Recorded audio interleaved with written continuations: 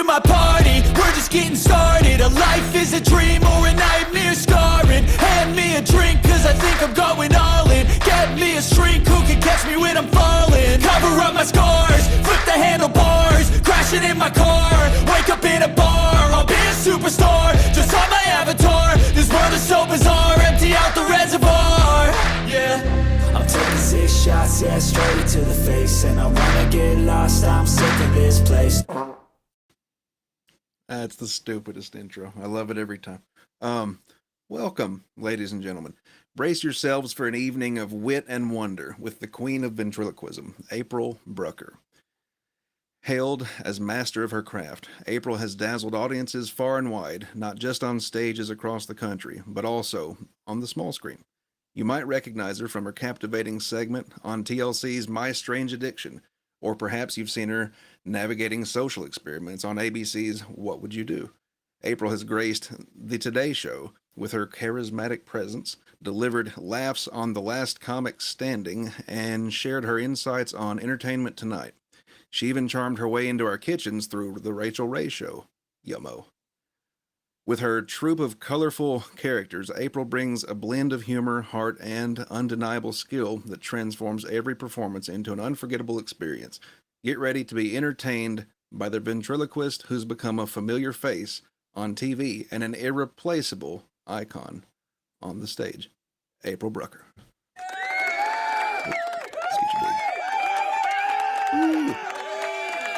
April, how are you? Good. How are you? Are you popping?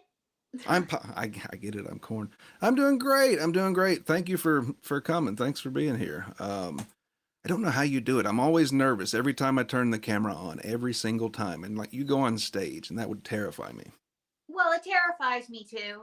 And actually Richard Burton always used to say that if somebody's not terrified, then he doesn't trust them. Oh, really? Well, yeah. okay. So I trust you is my point. And I'm always, and I actually have always suffered from stage fright, believe it or not. I was a very shy kid. Oh, really? How'd you get over that? Well, how did I get over that? I started performing and I found out that I could make people laugh, whether it was on purpose or accidentally. And I picked up puppets and I learned how to make them talk. And all of a sudden people were like, oh my God, we can't shut her up. That's awesome. That is awesome. So I've got some questions for you, April. Mm-hmm. And stop me at any point. But because sometimes I will just plow through. But how did you first discover ventriloquism and what drew you to it? Well, like I said, I was a very shy kid. I grew up right outside of Pittsburgh. As a matter of fact, I grew up in rural Pennsylvania. This is why I like the fact that I'm being interviewed by a piece of corn. It makes me homesick. And anyway, I grew up right outside of, like, in rural Pennsylvania. And one thing about Pennsylvania, especially the western part, is that football is king. We are Steeler Nation. So my brother was playing high school football, and my dad was living vicariously through him, because why not? And my brother, as I said, was playing high school football, and we didn't have cable, because if you lived in my house, you were a thinker. Look at how that turned out. Well, anyway, we needed the local sports channel. So my dad called the cable company. But I only want one. Mr. Brucker, you're going to have to get 40. But I only want one. So after an hour, my dad was screaming at this woman. And I think her name was like Ammonia or something. That's why I remember it. Ammonia from the cable company. It's a beautiful name. Yes, beautiful. And so anyway, he gave into ammonia. That was always the joke. And and we got cable. So fast forward, one Friday night, it's after my brother's game. We're sitting downstairs and we're watching the local scores on cable. And if it's one thing that my dad hates, it's commercials. Okay. Oh, and so he's changing the channels, and there is a Edgar Bergen tribute special. Okay. And Jeff Dunham's on, and Edgar Bergen was a very famous ventriloquist, for those of you that don't know. And the poster behind me is actually a Charlie McCarthy film, and Charlie was his partner. And so anyway, my whole family tried to talk like a ventriloquist, and I was the only one that could do it because I had my great grandmother's sideways Irish smile. So that Christmas, my mother got me a Groucho Marx puppet under the tree. Oh, that's awesome. Thank Oh my you. God, that is awesome. And you just like immediately took to it and started running around and showing everybody. Yes, yes. As a matter of fact, they were like, "Put that thing down. This is scary."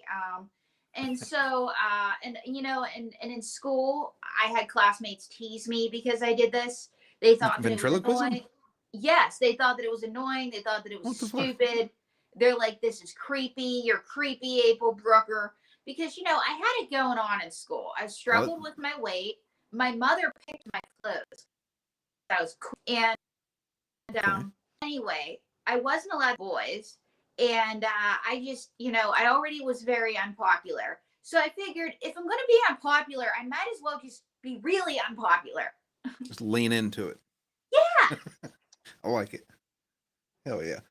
That's awesome. It's crazy that they would give you shit about ventriloquism. I would have thought that they would think that's pretty awesome. Well, you got to remember the kids can be pretty brutal, but I will say this.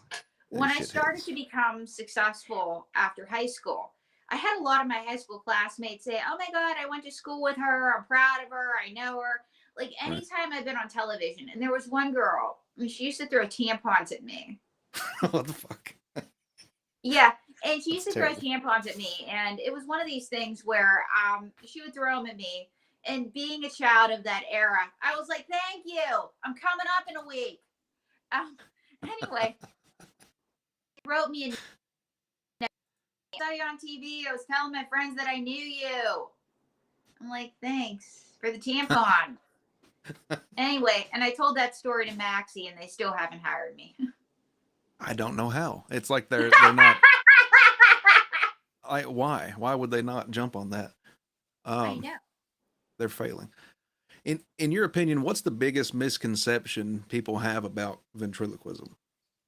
The biggest misconception I feel that people have about ventriloquism is who ventriloquists are. They think, ventriloquists are like the character in Magic. And I'm always asked, have you seen Magic or Dead Silence? There are some that are creepy, or that everybody just knows Jeff Dunham, which a number of people do. The community's small, but I don't have them on speed dial. Or that, we sit in a room where we're creepy, but you see ventriloquists all over the place. Some of us are professionals. Others are teachers that use it in their curriculum. Some are ministers. You have fire departments that use it to teach children about safety. Really? Oh wow, I guess that is a pretty effective tool. Yeah, you have special education teachers use it with autistic students to get them to talk. There was a initiative that brought arts into correctional institutions, and they were teaching prisoners ventriloquism for a while. Perish the thought, but hey, why not? Like they got time. The good news is he's not making shanks. The bad news is he's making the shanks talk. They're fun shanks, though. Happy shanks. Yeah, they're fun shanks. It's Mr. Shank. If you can die with a smile, isn't that worth something? Exactly. That's what I've been saying. And you also get ventriloquists that are from all corners of the globe. I meet them all the time online. Like, there will be somebody that will randomly friend me from Indonesia, and then it's another ventriloquist, or somebody from India, or somebody from South America, and it's just been very cool to meet the community. So do y'all have like a hangout place like online y'all go to that's like secret, or a chat room where you? Is there just a group text with? So dirty. We have various groups where people meet to discuss ventriloquism. They post their videos, or sometimes people will go to sell figures, buy figures. Sure, yeah. Oh, cool. Yeah, but that's awesome. I got to learn more about ventriloquism. Yeah, I don't have the gift though. I would be a terrible ventriloquist. I just can't do it. You say that now, but let's just put it this way. April is only a classical ventriloquist. I'm the star, May Wilson. So May, do you see who's interviewing me? Yes, it's an ear of corn. Yeah, it's an ear of corn. You know, April, corn is a very sexual vegetable. You are making this man blush. Can I cough your kernels later? Oh, May, leave this man alone. You know what they say. Once you get corn, you make it big in corn. May, I am so April, sorry. April, stay out of this. I want to talk to May.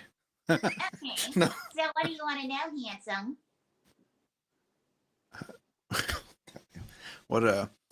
What's your favorite part about corn, May? My favorite part about corn is licking it with butter. Yes. Oh, yes. I'm Licking gonna it end with on. butter. I'll end that line of questioning on that note. I don't think I can top that one. Well, thank you, May. I am so sorry. He's a nice ear of corn. Well, let's just put it this way. I love corn, and I love all the things that you can do with corn in your mouth. May, leave this poor ear of corn alone.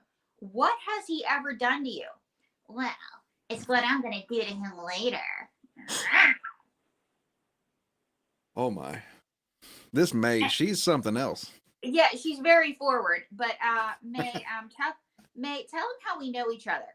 Oh. Well, April and I are roommates. That's right, we're roommates. We met on Craigslist, where of course all the good things happen. Obviously, yes. And anyway, I was about to tell him that I'm not looking for Mr. Right. I'm just desperately seeking Mr. Okay.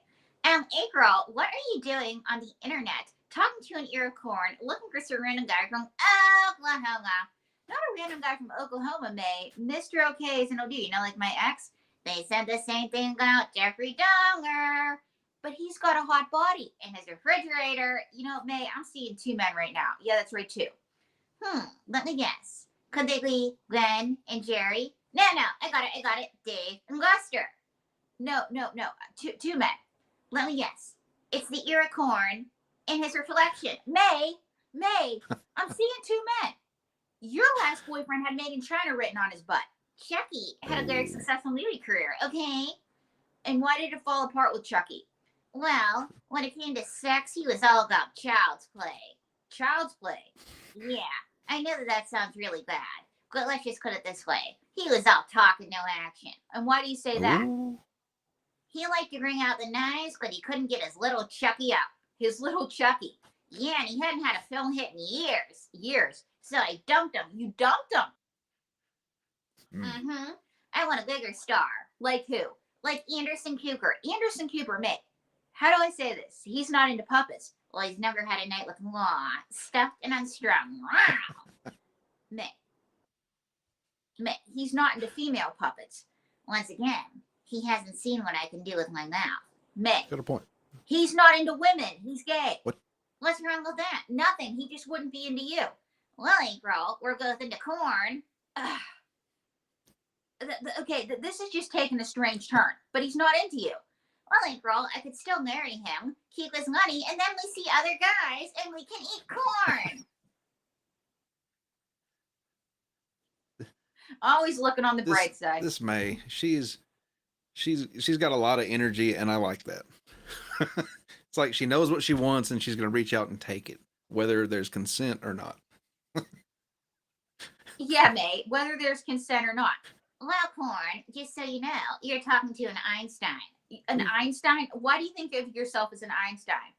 Well, hey, girl, I'm a girl genius. I can suck the corn off and give him a hand job at the same time. May, you're a good egg.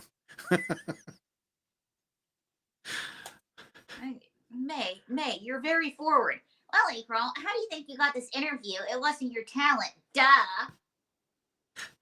Oh, well, didn't think we were going to talk about that, but oh, May. Some of this is my talent. No, April, it's not your talent. What you don't know is that I licked the corn before the interview and I peeled him leaf by leaf. May! I am so sorry. How do you take her anywhere? I mean, she probably raises a few eyebrows here and there. Yeah, she does. May, tell him about, so like, let's talk about you, May. You seem like you're upset about something. Tell him about your date. Well, it was horrible. Why was it horrible? Well, I went out with this guy, and he took me to a restaurant with a white tablecloth, and he told me that I could order lobster. Does that sound horrible to you, Mr. Corn? Not at all. No. Yeah, it sounds like he tried to do a good thing. And that's where you're Pretty wrong. nice guy. It was red lobster. Terrible. She deserves better. You deserve better, May. But you had another bad date a while back. Yes, he took me to the Hamptons. That sounds like he tried to do a nice thing. But he was a psychopath. He tortured me on the way. How did he torture you? Did he make you ride in the trunk? No, even worse. He made me ride the go bus. Oh, May. I'm quickly becoming a fan of May. I know, me too. And so, but May, then you had another creepy guy call you. Yes, he calls me and he goes, "Hello, you're walking past my apartment." That is kind of creepy. And I thought so too. I thought, wow, I must have been really drunk when I met him. Yeah, I'd hope so. Because April, I would never date a guy that lived in an apartment. No. Shouldn't. You have higher standards than that for yourself. You should. May. But May, you have a rich guy on the hook. Yes, he's a billionaire, and he's been calling me every day. Every day. And what's his name? Vivek Ramaswamy. Wait, Vivek Ramaswamy's been calling you? Yes. Every day at noon, I get a phone call that says, "Hello, this is the campaign of Vivek Ramaswamy." Well, May, I'm not sure that's what that call's about. Yeah, I'm not so sure either. You're both jealous that he's calling moi. A little, but that's still this point still stands. Not sure that's what he's calling about. But what are you doing with yourself? Well, I'm actually headed to the nursing home tonight. Why are you headed to the nursing home? Well, my last sugar daddy died unexpectedly at the age of 97. Oh shit! He was just so young. So young and full of life. Yeah, spring chicken. And so, what are you hoping to do? I'm hoping to meet a new sugar daddy because this guy that I'm seeing, it didn't work out. Okay, why didn't this one work out? Well, he had 2 children, a boy and a girl. And people said to me, "May, how do you feel about being a stepmother?" And what did you say? I said, "Well, I get a maid and a butler. Duh." Oh, That's a plan. I like it. that's a plan. And so how did the guy feel about it? He didn't like it. He called me a cruel bitch. A cruel bitch. Yes, he called me a cruel bitch. And here I am trying to teach these children a life skill. God. Yeah, that was rude of them. Yeah. Yeah, rude. You were just trying to help. And so what else did he call you? He called me the K word. The K word. He called me a Karen. Oh, it's the worst. It's the worst K word. So you're going to find a sugar daddy. How old are you going for? I'm going for 95, because then at least he has like a year to do the will. Okay, that sounds like a plan. Yeah, that's smart, actually. But why not get a job, May? You said the J word. Equally terrifying. I understand. But you're a smart, dignified woman. April, look at me. I'm too pretty for work. Mr. Corn, are you rich? I'm rich in nutrients. Rich in nutrients. Okay. Well, let's just put it this way. I need somebody that's rich. May, money can't buy you love, but it can buy you an awful lot of cocaine. It can. It's May. God, cocaine I want to party with May. Love is eternal. Only girl. Love fades in a house, a boat, and cocaine lasts forever. Now I gotta go meet my sugar daddy. I'll be back later for you, Mr. Corn. Oh, May Wilson, everybody. Hoping that she God. doesn't get herself arrested. My God. May Wilson. The lovely May Wilson. Wow. Insatiable, some would say. I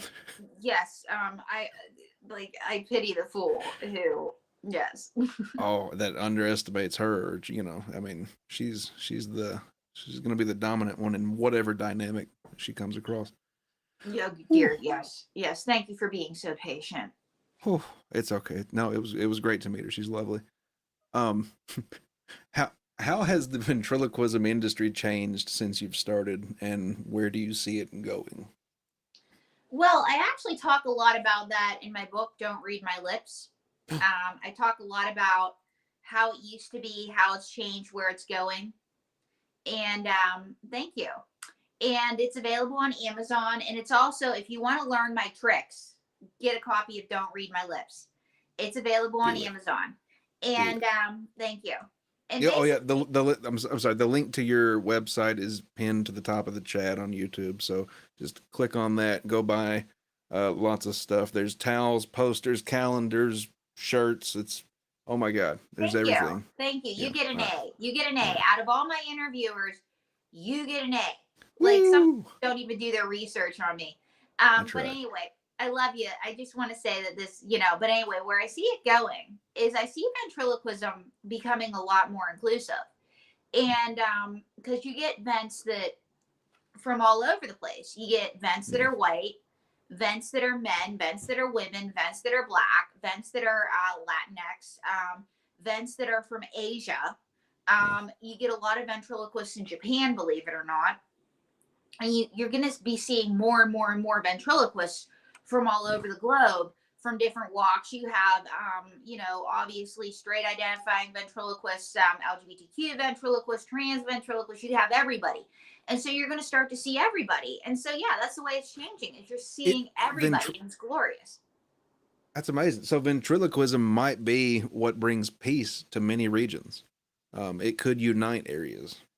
I can only hope because there is just so much hate in the world right now. There's And plenty of it. Yeah, there's just so much unhappiness. And to give you an there idea, is. I have a character who's very divisive. And I did a show, and his name is Donald J. Trump. And somebody threatened to blow up the venue because I was doing the show with him. Seriously? Yeah. Holy It's shit. like, do you realize that it's just a puppet? And then I was doing a show in Cleveland. I was with the group Stand Together Against Trump. Yes, I'm a Democrat, folks, but I'm a middle of the road Democrat. I'll have a conversation with Okay. people. I'm nice, Your Um, housebroken. yeah, I'm housebroken. Exactly. Like, I'm not going to cry if you hurt my feelings, but I'm going to have a comeback. Right. Okay. You better be ready. Yeah. All right. As Because you my should. whole thing Yeah. is freedom of speech means you can say what you want, and I can say what I want right back. Yeah. But anyway, I like it. so anyway, but I was doing I was with Stand Together Against Trump in Cleveland, and there was a fella who had a handlebar mustache and a cowboy hat, assassin actually, and he comes up to us Little and he Wilkes goes, Booth going on. "Yeah," he goes, "Why do you hate Trump?" And I said, I don't hate Trump. I hate his policies because I had my talking points. He goes, "I wasn't talking to you. I was talking to him." And so he proceeds to argue with Donald J. Trump. And my manager's like trying to get a cop. And then they start laughing. And so finally he walks away. He's like, "That's the way it's going to be, fine." And he stomps off. And I'm like, "Did that just happen?" "Oh, yes, it did." Wow. Wow. Well, I mean, like you said, he'd been drinking a little?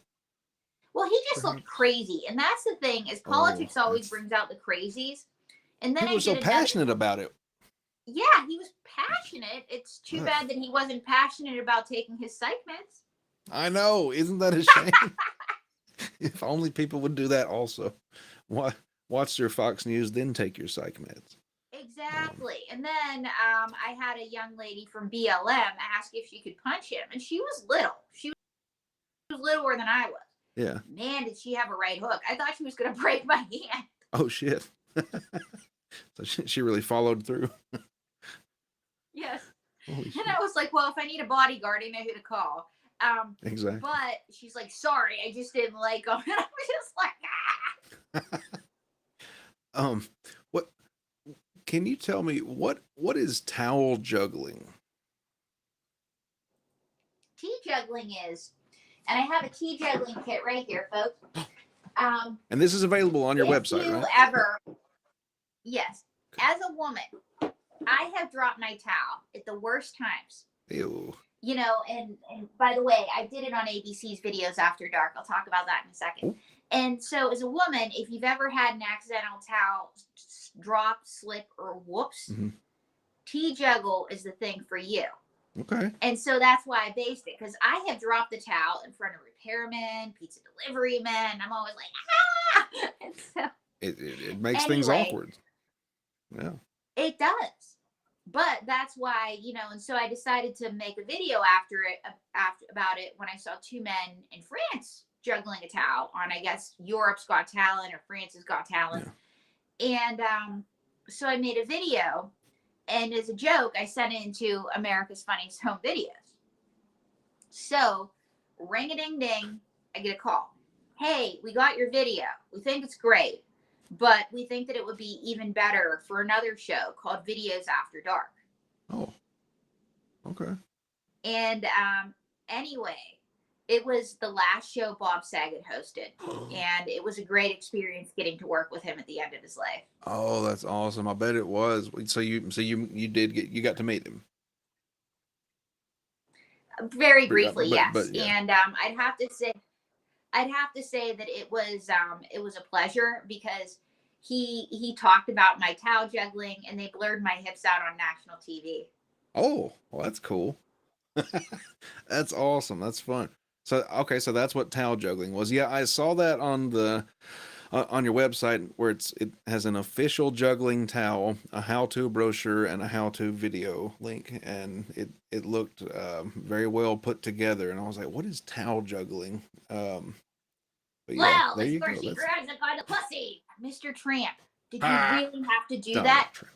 Well, I just want to say that my hands are like that piece of corn. They're huge. Oh, dear. Huge. Donald J. Trump. Yes, Donald J. Trump. So, piece of corn, are you voting for me in 2024? Well, yeah, sure. Yes, and? Yes, and, well, you should vote for me, because my win's going to be huge, just like my hands. Mr. Tramp, let's talk about you inflating your assets. Well, April, ask all three of my wives. I didn't inflate my assets. Mr. Tramp, stop it. It looks like I'm jacking myself off when you do that, okay? We discussed that, okay? Now, but let's talk about the important things. What is your pitch to the corn? Why should the corn vote for you? Well, Mr. Corn, I'm master of everything. I have billions and billions of dollars. I'm hosting my own successful reality TV show, and I was president of my own university. Tramp University, you got sued for fraud. Shut up, big girl. The Better Business Bureau gave me a AAA rating. Wait, they gave you a AAA rating? Wrong. It was a triple K rating. KKK. Oh, Donald. So, but are you scared of going to prison? Fake news. Handcuffs are my favorite kink. And chicks totally dig a guy with 34 felony counts, and it gives the rappers more street cred. But Mr. Tramp, are you scared of prison? I don't think you understand it. Again, fake news. Orange is the new Tramp. Fake news. I hate that. I hate that so much. So, do you have any questions for the former president? I don't think I'd wow. What's your what are your thoughts on your daughter's appearance? My daughter's a hot piece of ass. Mr. Tramp, you can't be saying that. Well, it works down south with my voters, because when they get divorced, they can still be cousins. Silver linings. Hey, I like this guy. Dear. It's a pleasure to meet you, sir. Thank you. And I just want to say that I love farmers. As a matter of fact, I've taken sexual advantage of many of a girl in a cornfield. Oh. This guy. He's sneaky. So, Mr. Tramp, how do you feel about, but before I let you go, what about the wall? You lied about the wall. Fake news, girl. I said that I was going to go to the wall when I ran for president, and I didn't. I wasn't a career politician when I ran, but now I am. Look at how good I did my job. Okay, but is Mexico going to pay for the wall? Yes, April. All I have to do is go to the Western Union and cook up the money order. What could possibly go wrong? He thinks outside the box, and that's what makes him who he is. He's got these great ideas. You have these great ideas. So, Mr. Tramp, what do you think of the transgender people? I love transgender people. After all, I'm transgender. You're putting words in my mouth. Duh. Wait, you're transgender? Yeah, I have a woman fisting me. Duh. I guess that counts. Yeah. Okay. Yeah. You're... What do you think of BLM? I love my BLM. It's my favorite sandwich. I told this joke in front of my African Americans and thought, what could possibly go wrong? Right. I mean, it's inclusive. So, but what about nuclear warfare? Do you think you would have been better or Hillary Clinton? Wait, and why do you think you would have been better? When she was first lady, she couldn't keep her hands on the most important missile ever. Oh, dear. I mean, it would be the most important. I told this joke at the Women's March and thought, what could possibly go wrong? You got to push boundaries. I get it, Don. So, but what are you going to do if you don't win the election? I'm going to do stand-up comedy. You want to hear a joke? No. What do you call one illegal immigrant on the moon? I don't know. A problem. What do you call 10 illegal immigrants on the moon? I don't know. An even bigger problem. What do you call 1 million illegal immigrants on the moon? I don't know, Mr. Tramp. Problem solved. To the moon, April. To the moon. Oh, no, we can't say things like that, Don. You can't say things like that. And you were sued for sexual assault. I love my sexual assault spicy with a side of fries. The fuck? He's awesome. But what about illegal immigration? Hey, girl. Yeah. All my wives are foreign born. Yeah, all your wives are foreign born. What can I say? I like the newest, hottest foreign import. That's right, you do. And what else do you like? Girls named April. Why do you like girls named April? Because I'm into stormy weather. Oh, dear. Ah! Do you see him grabbing me? Ah! He's a groper, too. Oh, my God. That's full on down the blouse. Oh, Donald J. I'm glad he had to go. Wow. Are you okay? I'm better now. Okay, that was good. A scarring experience. Let's just get back to me. You're in. Yeah, this is a safe space. I want. Okay. Well, that was great meeting him. Thank you. What's the most unusual place you've ever performed with your puppets, and how did it go? Oh dear. I've had so many places that I've performed. One of the most unusual places that I've ever performed was, and I got injured. It was a couples event, and I didn't know what a couples event was. I don't either. What is that? Well, I'm going to explain it. It was a polyamorous event. And so I was doing wandering ventriloquism. And so it was very popular. And everybody liked me. And all of a sudden, everybody starts kissing everybody, 2 people, 3 people, 4 people. And it breaks down to an orgy. And now, I had no problem with everybody enjoying themselves, except these were very average-looking people. They were not like pretty people, you know? These were not like porno people. Just an average aisle at the grocery store. Yeah. And so this is not what I did not know what I signed up for. And I was 22 years old. And I got a little freaked out, and I tried to get away. And I ended up running into a door and injuring my head. Oh, and shit. So this guy, you know, these people were like, would you like to come join our orgy? And we could get you an ice pack. I said, no, that is perfectly all right. And I see you have a concussion. Would you like to fuck? Isn't that's what that was their offer? Basically. So, and I run out into the street, and I'm like, oh my God, I can't believe that. 6 months later, I'm a person. And because I grew up going, and I'm Catholic, it's like a heroin habit. You can never quite quit. So anyway, I'm in church, and there's this couple, and they're looking at me, and I'm looking at them, and I'm like, how do I know them? So they come up to me afterwards and they're like, "Hey, you're a puppeteer, right?" I said, "Yeah." They're like, "We caught your show at a couples event." And I'm like, "Really?" They're like, and I'm thinking, "A couples event?" And I'm thinking, "Holy heck, the couples event!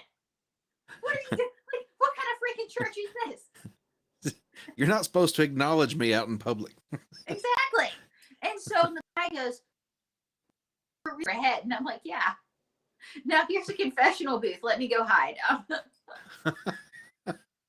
Oh my God. Wow. Did you run into them ever again, or? No, that was the first and last time. But they said, "We're going to church. We're trying to improve our relationship." No shit. Okay. Yeah. Okay. Yeah. I guess I think they may have been beyond God at that point. it's possible. They were just trying to see if it was possible to find him again. Yes. No, because, and here's the thing, like, I know Opie and Anthony had the thing about having sex in a confessional booth. That couple would have been perfect. Oh yeah, they would have. Yeah, they would have. Were you an Opie and Anthony fan? Me a few times. My 80-year-old neighbor when I lived back in Queens was an O&A fan. Oh shit.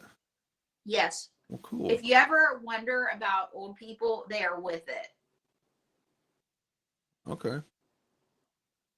Like how do you mean with it? Like With it. She listened to Owen, or she was awesome. I was like, yes. oh, they give less fucks as they get older, right?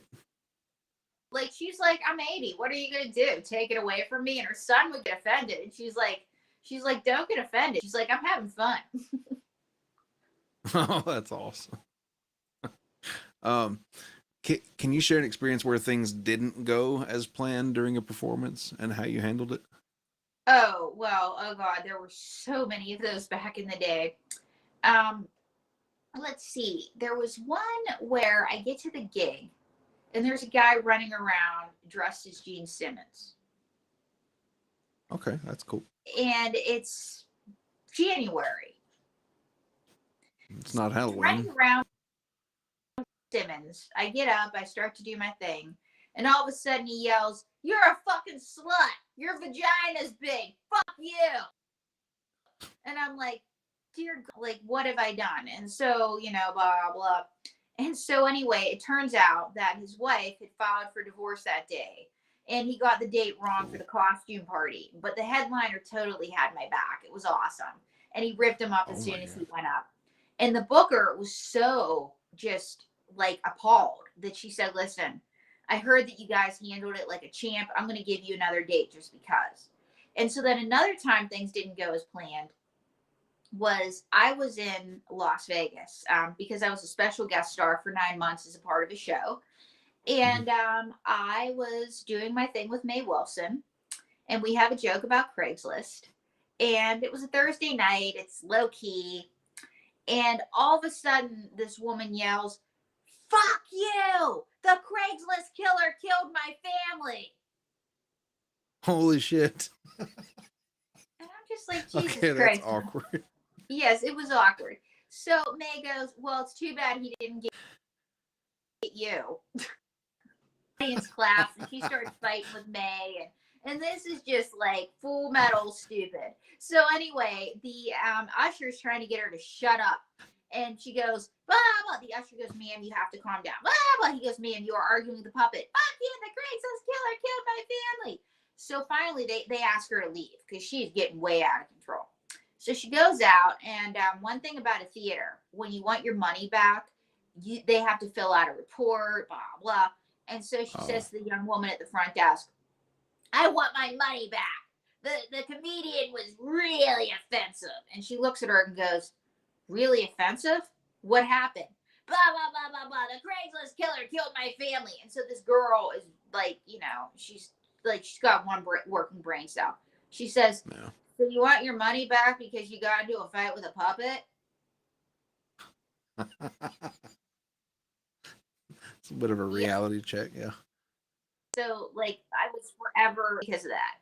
And so, I don't know what her story was, but they're extra offensive because I actually knew the young lady killed by the Craigslist killer. Oh no, you actually did? Yeah, I did. But Oh, not super wow, duper that's well. And it was one of those things where, I mean, she was a very pretty girl. Uh, always dressed real nice. Always had $50 and $100 bills on her. And now I know why. hmm. But a Figured that nice, out. but Yeah. actually a nice person. You know, you got to do what you got to do. But I actually knew her. I mean, she was real, and I just want to take a moment to acknowledge her. So, No, well, that's awesome. Yeah. What's the most unexpected challenge you've faced in your career as a ventriloquist? the most unexpected challenge. Yeah. One of What the was most something you didn't unexpected expect? well, the one of the most unexpected challenges, and this has been a plus and a minus, is that I'm a woman in comedy. And you know, I've had people telling me how a woman should act on stage. And then I've been like, well, you should be like this person or that person, or you should do this, or you should do that. And then I've had club owners expect me to sleep with them, which has always been interesting. Especially these are the smaller club owners. It's like, dude, Yeah. yeah. And then I've had, you know, headliners try to get me to sleep with them. And these are not the major headliners. If these were stars, but they're not stars. But they're not even close. So it's like, go on somewhere else.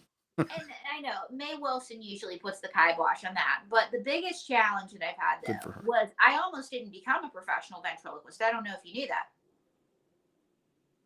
I did not. Yeah, I was engaged to somebody who wasn't very nice. And I got engaged on the third date. I don't ever recommend that. Really? I thought that's Yeah. what most people do. I was lonely. I thought I'd never find love. And he proposed on the third date. No red flag there. So Puppy I, love. so anyway, soon after we get engaged, he tells me his friends hate the puppets. They're stupid. I'm not very good with them. And it's him or the puppets. And so I'm like taken aback because he knew how important they were to me. He doesn't sound very supportive. No, he was not. And so after a lot of soul searching, I was like, well, for as nice as it would be to be a professional ventriloquist, you know, most people make it as wives and moms and whatever. And that's what I should be looking at, you know, my future. Like, it's a pipe dream. Well, guess what? I put the puppets under my bed. It was one of the saddest days of my life. I was crying. And everything became about pleasing him. And guess what? Next, it became who I couldn't talk to, what I couldn't wear. Shocker when our fights became violent. Shocker when he became physically, emotionally, and mentally abusive. Shocker when I was supporting him, like working my little jobs. Nothing was never enough. And so finally, I was like, I am really unhappy. I miss my friends. I miss my puppets. And I was losing my hair. I wasn't eating. And so I go under my bed and I start to work with my puppets. And I'm like, you know what? I made my decision. It's no longer it's the puppets. And Mae Wilson walked into the kitchen on my arm. And Mae, you help me tell this part of the story. I said, listen, asshole with a small dick. And I had my magnifying glass out because that's what it took to find this thing. Mae, you're not supposed to tell people that part of the story. He really did have a small dick. Okay, Mae. So, but what did you say? I said, listen, April's chosen. It's the puppets. Sayonara, fucker. How did he take it, May? He didn't take it very well. He said, you know what? Everybody always knew that you had Crohn's and that you're crazy. Yeah, he actually did say that. And I said, well, April might have Crohn's because she's dating an asshole. Could be. You could be right. That's probably the case. And so he's like, fine, blah, blah. And so we left. And he lost the place anyway because he had no job and April was paying his rent. This is true. He got kicked out. And then the next day, he already moved on because he was cheating on April the entire time. And you know what we said? We said, we're becoming professional ventriloquists. So I spent every moment that was sent my way perfecting my craft and becoming a professional ventriloquist. And, awesome. you know, and he tried to, and he was really angry that I did this. He would call comedy clubs claiming that he wrote my act. Like after y'all were separated. Yeah. He would try to fuck with you. Yeah. And then he had an I Hate April group on Facebook. And May, what did you say to that? Wow. I said, well, if he had this much initiative when you were in the relationship, maybe you'd still be together. But let's face it, May, that tiny dick would never have satisfied you, would it? No. Yeah, we Especially know. since, and that's what I think did it, is that the first time him and April had sex, I got out my magnifying glass and I said, is that a dick or a clit? Yeah. It's like, do you flick it? What do you do? Yeah. Oh my God. You both are terrible. I like May. Oh my God. Whew, May, you're fun always. You're welcome anytime. But May, didn't he say something about you? Yes. He called me a sex doll. Yeah, he called you a sex doll. What did you say? I said, listen, I'm not a sex doll. Get my grand right. I'm a real girl. There you go. That's right. The quality one. And so what do you have to say about my relationship? Well, April, you're entitled to one mistake. One mistake, is that what you say? Yes. April learned a hard lesson. And what was the lesson that I learned? An EBT card and an EBT card do not make a debit card. That's true. They don't add up, do they, May? Yes. So, April, the next time a guy buys you groceries and looks at his EBT card, it might just be a red flag. It's good sage advice. Oh.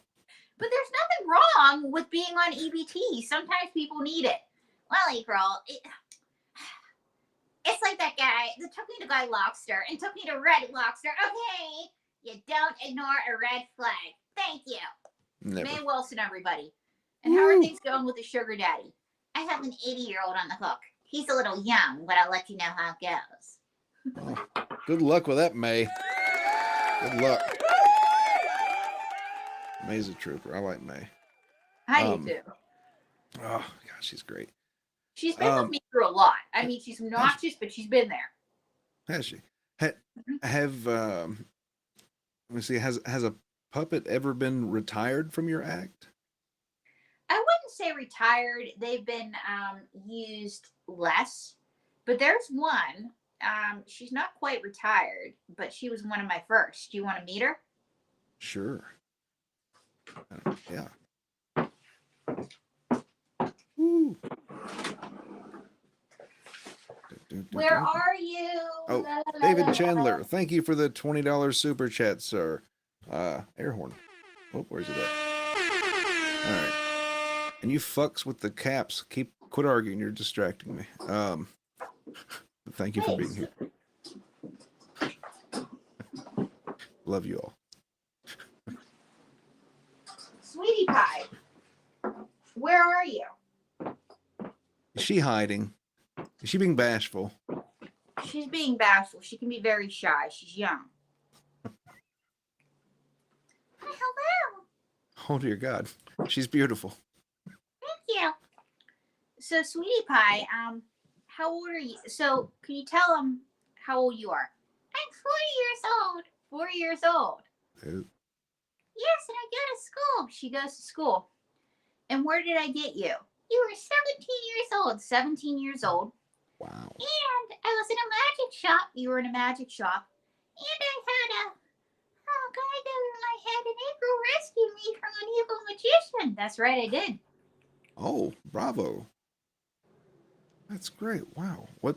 So, I'm working on using you more, but what did we used to do?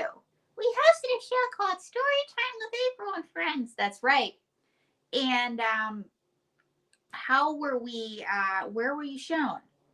I used to read good time stories to children all over the world, in 36 states, 6 countries, and the World Wide Web. And she did. Really? You're quite accomplished. And she's done kid shows with me. And where did you perform? Hospital for Sick Children in Canada. Oh, well, that's good. That's a good thing to do there. Yeah, and we had a kid in a Batman costume run up on stage. And what did he? And he says, "I'm Batman." And I said, "I'm Sweetie Pie." And he says, "Do you want to go fight crime?" And I said, "Sure, let's go fight crime." Da-da-da-da-da. And we talked about the Joker for 5 minutes. Yeah, they did. And so Anyway, the nurse comes and says, Oscar, it's time to fight crime. And he had leukemia, and fighting crime meant chemo. So. Wow. Wow. You've done some good work. And wow, forgive me. What's your name again? Sweetie Pie. Sweetie Pie. Sweetie Pie. Okay. Yeah, you've done some amazing things, Sweetie Pie. Thank you. My teacher doesn't think so. What happened? I got detention. Why did you get detention? My teacher said, if you could have a pet, what would it be? Okay, what did you say? An alligator. An alligator's not a very good pet, Sweetie Pie. Where would you keep it? The sink's not a good place for the alligator, but I don't see how that got you detention. She said, what would you feed your alligator? And what did you say? I said, my landlord. Your landlord? That's a terrible answer. No wonder you got detention. I don't think I should have gotten detention. I do. I think that I should have gotten free rent. Okay. That's a good one. That's a good one, Sweetie Pie. So you got detention. Was today any better? No, I got more detention. Why did you get more detention? My teacher said, if you could have any pet, what would it be? And what did you say? A shark. A shark isn't a very good pet. That's what my teacher said. And where would you keep it? The sink. Yeah, Once water. again, Sweetie Pie, you can't be keeping a shark in the sink. That's what my teacher said. But I don't see how that could have gotten you more detention. She said, what would you feed the shark? And I said, my teacher. Oh my gosh. Did you hear that? Your teacher. That's terrible, Sweetie Pie. I didn't think so. I thought that was ingenious. And why did you think that was ingenious? Because I would have no teacher, no homework. I should have gotten promoted to first grade. Sweetie Pie, you scamp you. How old is Sweetie Pie again? You're 4, right? 4? Yes, I am. I'm 4. Okay, I don't know if I have any questions appropriate for a 4-year-old. But Sweetie Pie, your makeup looks great. Did you put that on yourself? Yes, I did. And you know what I'm really good at? Whenever I see a guy in a white van, I'm good at running away. See, I taught you well.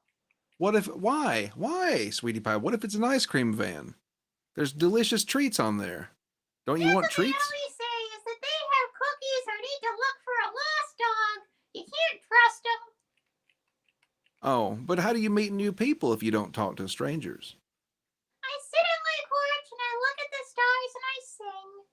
Twinkle, Oh. twinkle, little star, how I wonder what you are. Look up the world so high, like a diamond in the sky. Twinkle, twinkle, little star, how I wonder why you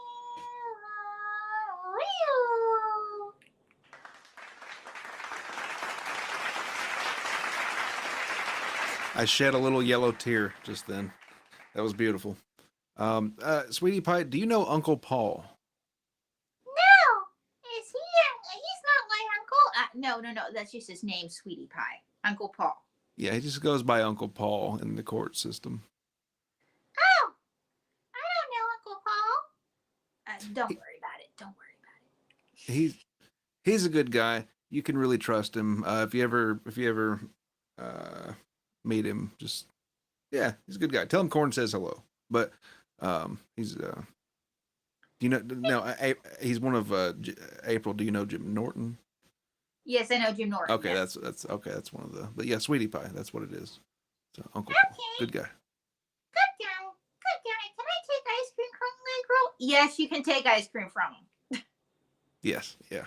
You should. Like I said, meet new people, Sweetie Pie. Meet new It's good. people. Yes, ice Be cream. adventurous. Yes. Run be into the adventurous. streets. So I shouldn't go to the zoo and let the animals out? No, that would be a felony. Oh, a felony. No. Yeah, a felony. Animals belong in nature, Sweetie Pie. You'll be fine. I got a question for the corn. What's your question for the corn? If I go to the playground at night without my parents and the policeman is asleep and I steal his flashlight, will I get in trouble? Well, I guess do you get caught? I mean, no, don't get caught. No, you won't get in trouble. No, take it and run. That's what I said, April. But April over here said that I'd get in trouble. It's because you would. You would, sweetie pie. No, This is why I need to hang out more with the corn. yeah. He says that I should take ice cream from strangers and I should do these things. You're a terrible friend, April. I'm trying to keep you safe. Yeah. Boo, April, right, sweetie? Here I am trying to keep you safe. Well, April, safe is for home base.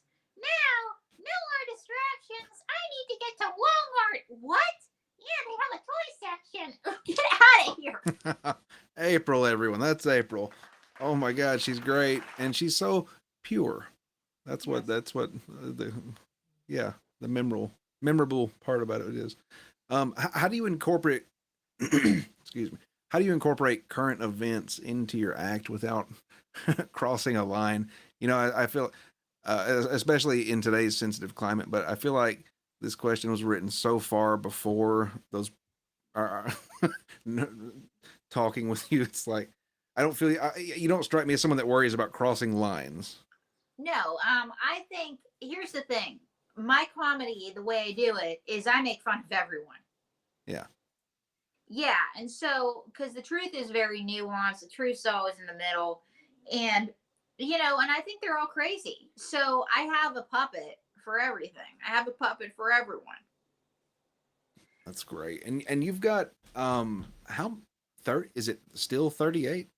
Yeah, it's 38. As a matter of fact, I'm getting ready to drop a new puppet Thanksgiving weekend. Watch out. I can't tell you what it is yet, but you're going to like him. And I Oh can my tell you God. that it's a guy. And I have been working my butt off on this puppet.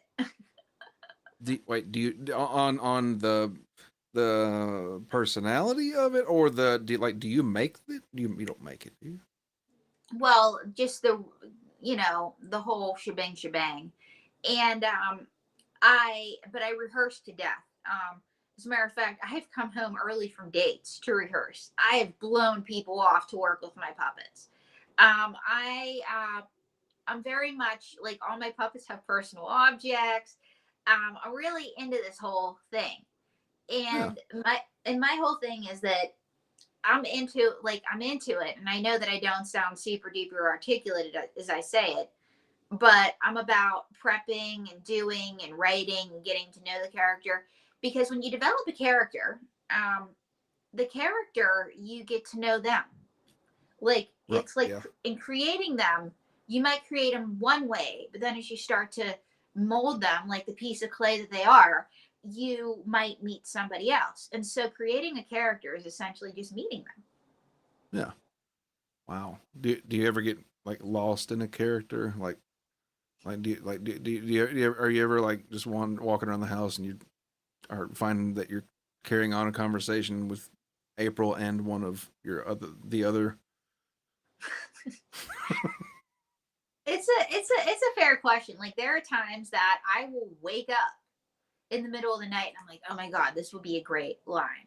Yeah. But there are people who meet them that also think they're real. Like I've done shows in Vegas where and I was doing shows during the pandemic out there where it was 25 feet between us and the crowd, and it was dark and I couldn't see who was in my audience. Mm-hmm. So afterwards I'm going out, it's still cold, and I'm bundled up, and this woman, very nice, I guess she was down from Reno or something, she says, I really ought to be nicer to May. Pardon me, she's a puppet. And and I'm like, hi.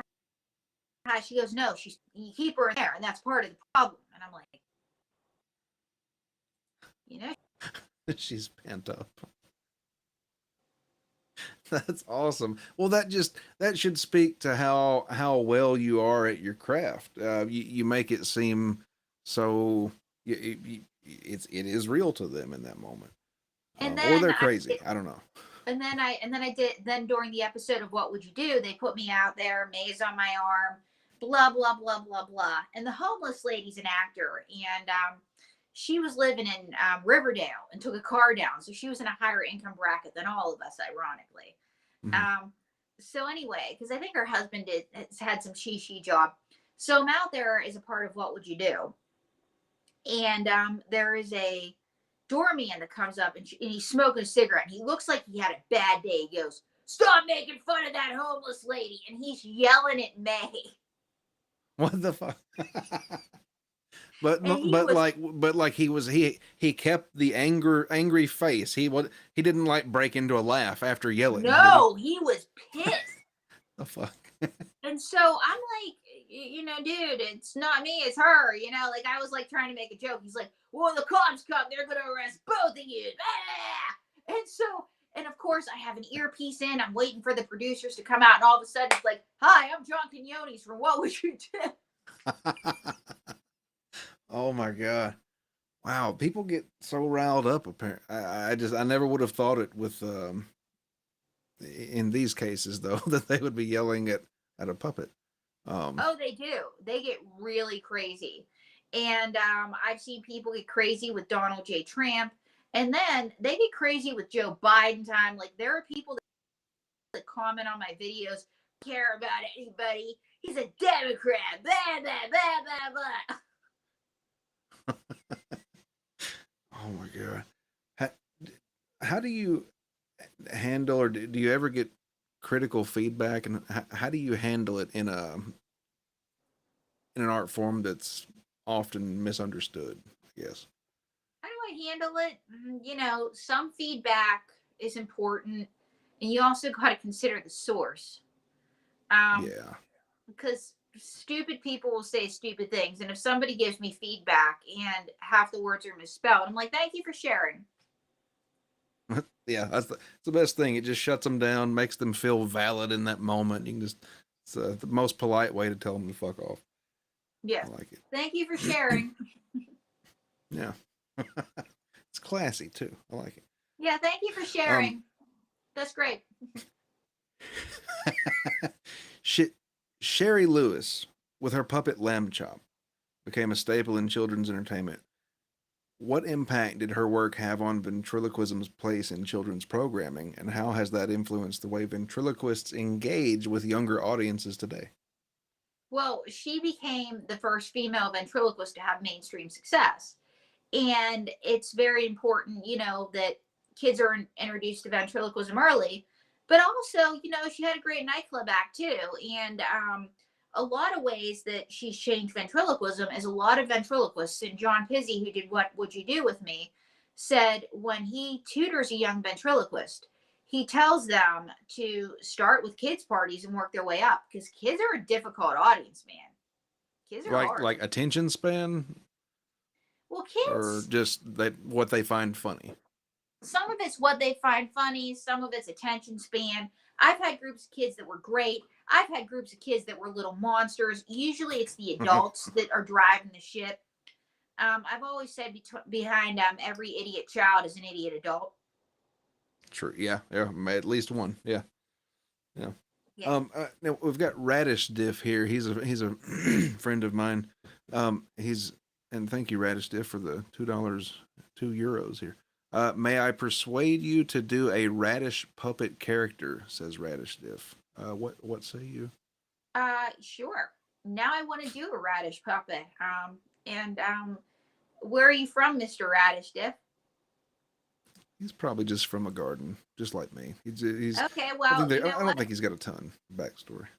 Well, you know what? To be continued. I say, why not? I can always use a radish in my collection. There you go. Yeah, Radish Diff, have your people contact her people. It's on her website in the link in the chat. Well, that's fun. Can you tell me about a time when your performance had a profound impact on someone in the audience? Yeah.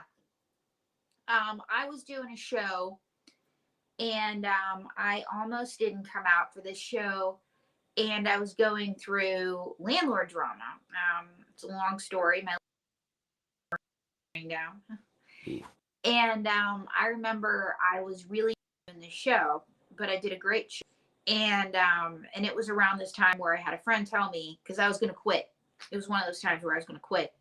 And my buddy said, April, don't quit. If you unless you pussy out, you're about to get really funny. So I ended up doing this show, and this woman was laughing, and she took a picture with me, and blah blah. She'd just been diagnosed with terminal cancer, and she said, "I'm glad I came out to see you." Oh wow. So yeah. Wow. That's what do you say in that moment, Like, Well, it's what I needed to hear, because at the time I really had enough of the business. yeah. I'd really had enough of everybody, everything.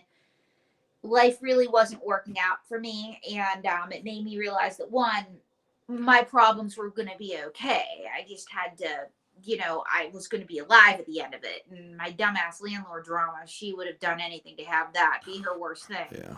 And second, it made me realize that I like to make people laugh. Yeah. I guess it does give a powerful perspective of things, and how it's maybe not as bad as it might seem. Wow. That's a good one.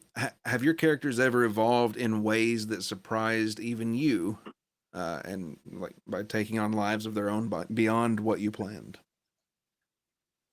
Oh yeah, Mae Wilson especially. How did she evolve? I got I got her when I was 17 years old, and I wanted a puppet that looked like me. And my sister had a Charlie McCarthy, and my sister wasn't using it. So my Aunt Helen Jones, who's a seamstress and such, she redid the Charlie to be the first Mae Wilson. That's a Juro doll. And so I put Mae on my hand and blah, blah, and I was having fun with her. And so my mom sent her up to NYU, where I was going to college, and I took her out of the box. And there was a lady, and I think she was from the Dominican Republic, and she worked there. And she's like, "What's in the box? Is it another puppet?" Because everybody knew me as the puppet girl. And I was like, "Yeah." And so I took it out, and they loved it. And people would knock on my door in order to meet Mae Wilson. And everybody's like, "Mae is the star of your act." Anytime I brought her anywhere, it's like Mae was the, and she's been with me. And I had a guy approach me about management, and he's dead because Mae killed him. I'm kidding. Doesn't surprise me. And he wanted me to chop Mae Wilson from my act. He didn't feel that she was viable or she could be successful. Really? He just didn't get the character, or Yeah. didn't have an appreciation for it or something? Well, he felt that she was too abrasive and offensive, and so I said to him, I said, "She's not going anywhere." Yeah. And I stuck by my guns, and thank God I did. Yeah, no shit. I said, "She's not." I said, "I had to try to get rid of my puppets, especially Mae." I said, "This is not happening again." Yeah, no, you can't stand for it. It random side question. How long did it take to get used to the having to hold your arm up? Is that an extra effort that most people would overlook when starting? Actually, yeah, I've had days where my arms have hurt, but the thing that really got me a lot of arm strength was doing shows. I did a lot of street performing. I developed my muscles. Really? Well, that's They're all good. like, Yeah, boom, there's yes. there's a guy named Tukey. He's a puppet. Have you met him? Yes, apparently Tukey is a huge fan of Mae. Oh, I'm not surprised. Yeah, Tukey's he's a great guy. And I'm sure he recognizes talent, Um, yeah, you should definitely meet up with Tukey at some point. I think you two would hit it off. But I remember his friend El Horrible, the puppet master. He was having a hard time with. I just remember hearing him complain so much about. He's like, "Oh my God, my arm is dying. It's killing me." And it was just a very big thing early on. But he's I'm pretty sure he's past that. I don't think I hear him say that hardly at all anymore. But I Well, never but even that's thought the about thing, is that. that on a lot of shoots, you will have people who, like on a lot of puppeteer shoots, and even Sesame Street, they have a masseuse for the puppeteers. Really? Oh, that's cool. Okay, so perks of the trade. Oh yeah, actually trained in hand and rod and other things, and believe it or not, they want bigger guys to do that. What about hand and rod? What now? Yeah, that's the Sesame Street Henson style puppets. Oh, okay. Okay. Okay. Yeah, hand and rod. Yep. Got it. Okay. All right. All right. I'd never heard of it referred to that, but I've seen pictures of that. Balinese shadow puppetry. I've done all that. Yeah. So are you good at hand and rod? I'm okay. I'm not as good as the people on Sesame Street, admittedly. Okay. But I think I'm okay. Ventriloquism is the thing that I'm best at. I'm okay at the marionettes. I've gotten better. Oh my God, those seem so impossible to do just looking at them. Oh, you got to have like great, like my wrists are okay. Like their wrists are great, you know? Yeah, not a trade for carpal tunnel, I guess. Holy shit. Wow. If you could go back to when you first started and give yourself one piece of advice, what would it be? That this is not going to be an easy road, and it's going to take you a little longer to do everything you want to do. But just take your time. Like, give time. This is a marathon, not a sprint. There are going to be people that initially pass you up in the beginning, but just don't pay attention. And another piece of advice I would give myself is don't try to prove to everybody that you belong in a certain group. There are going to be people that are going to be in your corner or not in your corner, and it doesn't matter what you do. Yeah. Wow. Yeah. Just keep on trucking, believe in yourself type stuff. I like it. I mean, there's an article I saw on Daily Mail about the cost of what it takes to upkeep your puppets. Yes. Is that accurate, or did they blow that out of proportion? Because it looks like they're saying $50,000 a year. Because, you know, they need wigs, they need suitcases, they need sprayed down. I might get a new figure. God. A figure might need upgraded. It's like, you know, it's the cost. It's the cost of doing business. And when you've got 38, that adds up quick, I guess, doesn't it? Yes, it does. But you know what? It's like, but I'm a working ventriloquist. We're a working family. And the way I look at it is, you know what? It's the cost of doing business. Oh, yeah, 100%. It's just, I was more shocked from it's one of those things you never think about that shit. You never think about the cases and the suits, the wigs. And I mean, you don't want a Spirit Halloween store wig. You're on stage. You want the good stuff, but it's like, you know, and here's the thing, you know, when the Daily Mail initially approached me, it was after I ended things with my fiance, and the article went from England to Iceland to Italy, then from Russia to China to India, then from Indonesia to Australia to Singapore, then from Colombia to Brazil to Guatemala. That's right, I am a celebrity in Guatemala.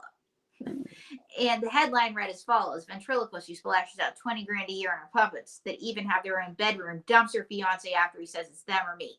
Folks, I thought I found my Mr. Right. Boy, was I wrong. So I'm not looking for Mr. Right. I'm just desperately seeking. That's the article he's referring to, folks. Yeah, and I was okay. But yeah, and so but the way that I do shows, and I also have a pinup calendar, everybody. So I sell Yes, it's on our website. Yep. And Playboy, I'm on Playboy now. Because being all over the world, I have a lot of male fans. Who would have thought? All right. So tell us more about the Playboy. The Playboy, well, everybody's like, April, you should have an OnlyFans, because I generated a pinup calendar. Really, I have an OnlyFans, but I have friends with somebody on OnlyFans, and I'm not an OnlyFans. You know how you just know what you got? Yeah. Platform and then OnlyFans, and so I thought, well, I'll apply, and they let me on. Oh. And so that's awesome. Okay, so it's Playboy's answer to OnlyFans. Yeah, but it's much more selective. Like they really filter their people out, and you got to be, I guess, somebody. And so I was just promoted to Bunny. Wow. Well, congratulations. Thank you. Wow. You know, Okay. Well, there you go. Well, everyone needs to go sign up for that. I know I will. thank you. That's awesome. Um, lastly, last question for anyone who hasn't seen your act, your show. How would you describe the April Brucker experience for The them? April Broker experience. I'm gonna have somebody help answer this last question. Um, and before I do that, I gotta just say that it's, I'm going off screen because I gotta wake him up. But I just want to say that he likes corn, a fan of corn. And I think anybody should be a fan of corn. And I know that I'm off screen and that's sloppy. And my manager No, will, it's great. and my manager Clinton will see this interview and he's gonna be mad that I'm off screen. But yeah. Hi, But I Clinton. gotta but I gotta tell him I'm waking this next person up. It's worth And it, he's right? he's one that he's very diplomatic about everything. And I just want to say, President, hello. Joe Biden time. Biden. How would you explain the April Brucker experience? April Brucker. Who's April Brucker? I'm April Brucker. Oh, April Brucker. Yes. How would you explain the April Brucker experience? Deal. When I was a boy in Scranton, my father said, Joey, April is the month where it always rains. That doesn't answer the question. How would you explain the April Brucker experience? The fact of the matter is, the April Brucker experience always rains. All our April showers, because there she goes. It's raining then. What? Ew! Canteen Pro V. Okay. Was that necessary? My eyes are going. Don't tell Joe. So that's how you would explain the April Brucker experience, not my talent, my. This is how I would explain the April Brucker experience. Number one, April is a fine young lady. Thank you, Mr. President. Number two, April is a hot, sexy ventriloquist. Don't tell Joe I said so. Oh, okay. Well, we'll keep that our secret. Number four, Mr. President. Number four. Who are we talking about again? Me. Oh, April. Damn it, Joe. Are you a talking piece of corn? Yes, he is. Are you? Deal. When I was a boy in Scranton, my father said, Joey, you always got to talk to plants. It's the only way they're going to grow. It's true. Okay. So did April talk to you and that's why you started talking and growing? I don't know that that's the way it was, Mr. President. Well, here's the deal. Farmers are important. Farmers are our future. That's right. So we should all talk to corn because the corn talks back.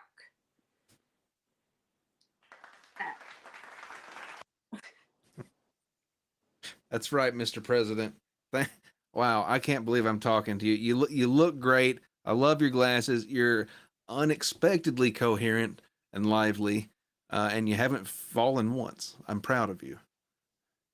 Yeah, I'm proud of you too. You know, if you're reelected, you're going to be the oldest person ever to be president. Very old. Knock on wood. I'm as quick as a whip. Knock on wood.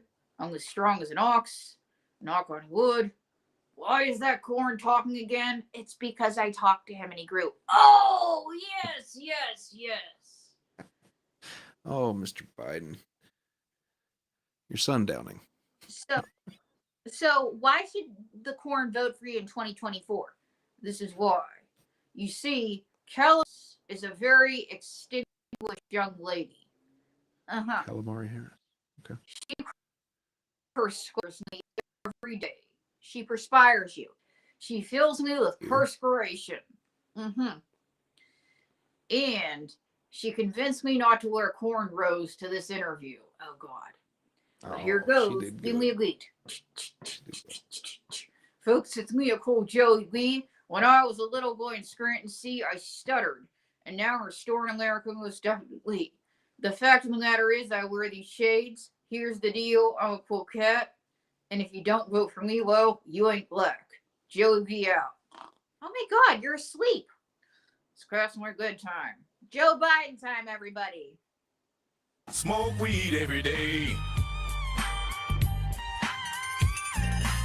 He's a thug. He's a real thug. I like him. Yeah, He I hope is. he lives a little bit longer at least. Wow. Well, April, thank you so much for coming on. It was a pleasure to meet you and all of your friends. Thank you. May especially May.